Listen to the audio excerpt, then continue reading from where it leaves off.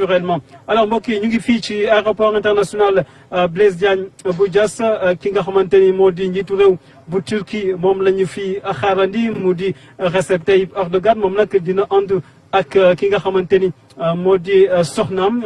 njiitu réew bu Turquie ñoom ñaar ñoo ànd ki nga xamante ni nag moo leen di dalal moo di première dame bu Sénégal madame Marième Sall feggoo ci ak ki nga xamante ni moo di Mahammed Boun Abdallah Dionne di secrétaire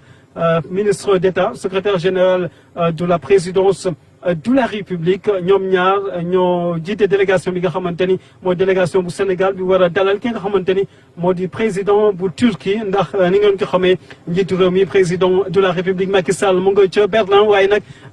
jàpp nañ ne quitté na foofu ca Berlin ca Allemagne doon fa amal ab tukki liggéey bu nga xamante ni démb la demoon foofee ca Berlin war a tas ak ay entreprise yu mag a mag yu nekk foofu ca réewu Allemagne tas na itam ak ki nga xamante ni moo di chancelière allemande di Angela Merkel moom nag mu ngi si yoon mi donc laata mu yegg si nag ki nga xamante ni moo di président bu Turquie moo ko fi jiitu donc te Mahammed Boun Abdallah Dionne ak première dame madame Marième Sall ñoom ñoo ñëw teewal ko fi ngir dalal ko ganam gi nga xamante ni moo bàyyi ko Turquie di président de la République bu Turquie ànd ci ak soxnaam di première dame bu Turquie donc yéen a ngi koy seen noonu ki nga xamante ni moo di président Recep Tayyip Erdogan bu Turquie mu ngi noonu si kaw avion bi mu ngi noonu di wàcc donc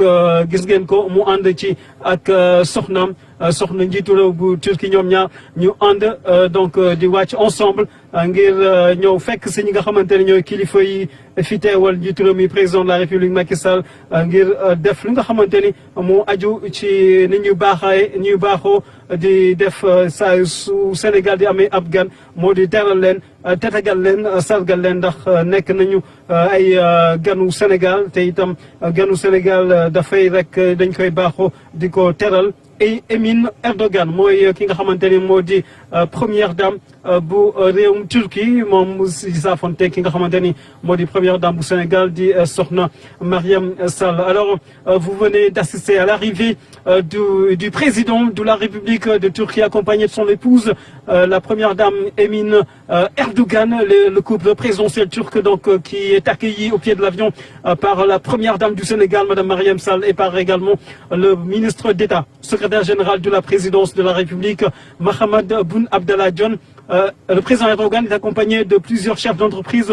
turcs qui viennent également contribuer à l'accroissement du volume des investissements entre le Sénégal et la Turquie parce qu'aujourd'hui les deux chefs d'État, le président Macky Sall et le président Erdogan ont envie véritablement de pousser un peu plus loin les relations dynamiques entre les deux pays et il s'agira demain dès 11h de commencer à parler de cette coopération parce que c'est à partir de 11h que le président Erdogan est attendu au palais de la République où il sera accueilli par le chef de l'État, le président Macky Sall. Les deux hommes vont avoir un premier tête-à-tête au salon d'honneur du palais présidentiel avant d'élargir la séance de travail aux membres des deux délégations. À l'issue de cette séance de travail, il y aura des accords qui vont être signés entre les deux parties. Et à l'issue de la signature des deux accords, on va s'acheminer naturellement vers le forum économique sénégalo-turc où les deux secteurs privés vont être en fusion pour discuter d'éventuelles pistes de solutions, d'éventuelles pistes de coopération. Cela pour permettre au Sénégal et à la Turquie de disser leur coopération à un plus haut niveau. Alors yéen a ngi ko gis noonu ki nga xamante ni moo di njiitu réew bu Turquie Recep Tayyip Erdogan mu ngi nuyu ñi nga xamante ni ñoo di autorité diplomatique yi nekk fii ci réewum Sénégal bàyyi ko Turquie ak itam ay kilifa yu nekk fii ci réew mi fii ci Sénégal mu mel ni teewaayam fii ci biir Sénégal nekk na teewaay bu nga xamante ni donc bu am solo la ndax aju na ci wàllu koom-koom gi nag suñ ko waxee wax lu jëm ci wàllu investissement réewum Turquie am na investissement yu bëri yu jot a def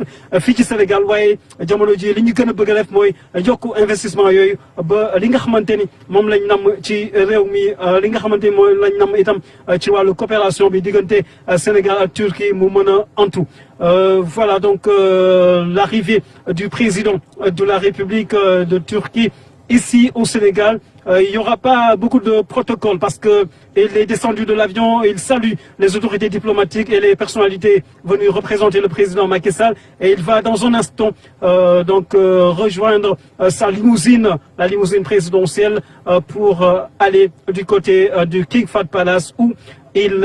réside à l'occasion de son séjour. Donc le président Recep Tayyip Erdogan qui va donc prendre congé de ses hôtes à présent à l'issue de son arrivée et de voilà.